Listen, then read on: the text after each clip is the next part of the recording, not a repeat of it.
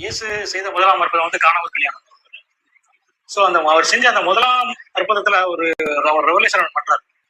First செய்த அற்புதத்திலே அவர் எதுக்காக மார்க்ஸ்ல வந்தாரு அப்படிங்கிற விஷயத்த போக்கஸ் பண்றாரு. அவர் செய்த அற்புதத்திலே அதை காமிக்கிறார் நம்மளுக்கு. யோவான் 2:1 மூன்றாம் நாளிலே கலிலேயாவில் உள்ள கானா ஊரிலே ஒரு கல்யாணம் நடந்தது. இயேசுவின் தாயும் அங்கே இருந்தார். ஸோ இந்த வசனத்தை படிக்கும்போது இப்போ ரீசெண்டா நிறைய விஷயம் நம்ம தியானம் பண்ணிருக்கோம் ஆல்ரெடி இதை. ஆனா இப்போ மறுபடியும் நான் படிக்கும்போது ஒரு சில விஷயம் இயேசுவை சொல்லி கொடுத்தாங்க, அதை நம்ம பார்க்கலாம். இப்போ இந்த கல்யாணம் நடக்குது, திராட்சை ரசம் குறைபடுது, தண்ணீரை திராட்சை ரசமா மாத்தினாரு. அந்த ஜாடியில் உள்ள தண்ணீரை வந்து ஃபில் பண்ணுங்க அப்படிங்கிறாரு. இதை வந்து கொண்டு போனவனுக்கு தான் எங்க இருந்து வந்துச்சுன்னு தெரியும். ஆனா அது தண்ணீர் திராட்சை ரசம் மாறதான் யாருக்கும் தெரியாது. அப்ப எல்லாரும் கேட்கறாங்க, என்னப்பா இவ்வளவு நேரம் இந்த நல்ல ரசத்தை வச்சுட்டு இப்ப கொடுக்குறியா, எல்லாரும் சாப்பிட்டு தெரிஞ்சு அதுக்கப்புறமா அப்படின்னு சொல்றாங்க. எல்லாம் முடிச்சுட்டு கடைசியா வசனம் போட்டிருக்கு, 11ஆம் வசனம். இவ்விதமாக இயேசு தன்னுடைய முதலாம் அற்புதத்தை கலிலேயாவில் உள்ள கானா ஊரிலே செய்து நம்முடைய மகிமையை வெளிப்படுத்தினார்.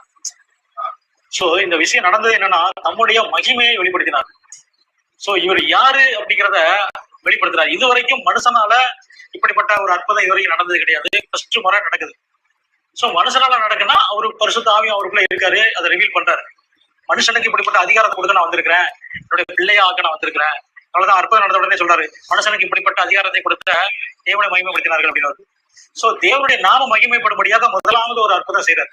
இதை செய்யும் போது சீசர்கள் அநேகர் அவரிடத்தில் விசுவாசம் வைத்தார்கள் அந்த வசனம் இருக்கு. ஆமா. சோ இதுல முதலாம் அற்புதம் என்ன பண்றாருன்னா, இவர் வந்து திராட்சை ரசம் பயப்பட்ட உடனே அந்த 3ஆம் வசனத்தில் பிறகு இயேசுவின் தாய் அவரை நோக்கி அவர்களுக்கு திராட்சை ரசம் இல்லை என்றார். அப்போ அதற்கு இயேசு, ஸ்திரீயே எனக்கும் உனக்கும் என்ன, என் வேலை இன்னும் வரவில்லை அப்படிங்கிறார். சோ இவர் சொல்ற வேலை என்னன்னா, அவர் மறிக்கிறாரு. அவர் மறிச்சு உயிர்த்தெழும் போதுதான் இந்த நல்ல ரசங்கிற இயேசுவை பரிசுத்த ஆவிய நமக்கு கொடுக்க முடியும். அவர் வந்து திராட்சை ரசம் குறைவன் உடனே அது அவர் சொல்ற மீனிங் என்ன, நான் வந்து புறஜாதியை இணைக்க போறேன். அது மட்டும் இல்ல, முதல் மனுஷனை தேவனுடைய பிள்ளைங்கிற ஸ்தானத்துக்கு கொண்டு போறேன்.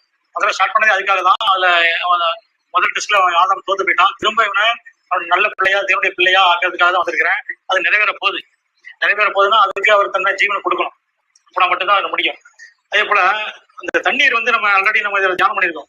அந்த தண்ணீர் எப்படிப்பட்ட தண்ணீரா, யூதர்கள் தங்களை சுத்திகரிக்கும் முறைமைப்படியே ஒவ்வொன்று 2-3 குடம் தண்ணீர் கொள்ளத்தக்கதாக 6 கச்சாடிகள் அங்கே வைத்திருந்தது. அந்த ஜாடியில தண்ணீரை நிரப்புகள் என்றார். அதாவது அவன் கை கழுவுறதுக்கு தன்னை சுத்திகரிக்கிறதுக்கு வச்சிருந்த தண்ணீரை தான் நல்ல திராட்சை ரசமா மாத்துறாரு. உன்னத்துக்கு ஆகாது அப்படின்னு வச்சிருக்க நம்மளதான் அவர் தேவனுடைய பிள்ளையா ஆகுறாரு. அதற்கு தன்னையே கொடுக்குறாரு, இந்த பரிசுத்த ஆவியை கொடுக்குறாரு. இந்த நல்ல ரசங்கிறத எதை குறிக்குது அப்படின்னா, இயேசு, இந்த வார்த்தை, இல்ல பரிசுத்த ஆவி, எப்படி நம்ம வச்சுக்கலாம். அதாவது ஜீவ தண்ணீர், இந்த புதிய ரசம், புது ரசம். பழைய ரசங்கிறது அது, இது புது ரசங்கிறது இதுதான்.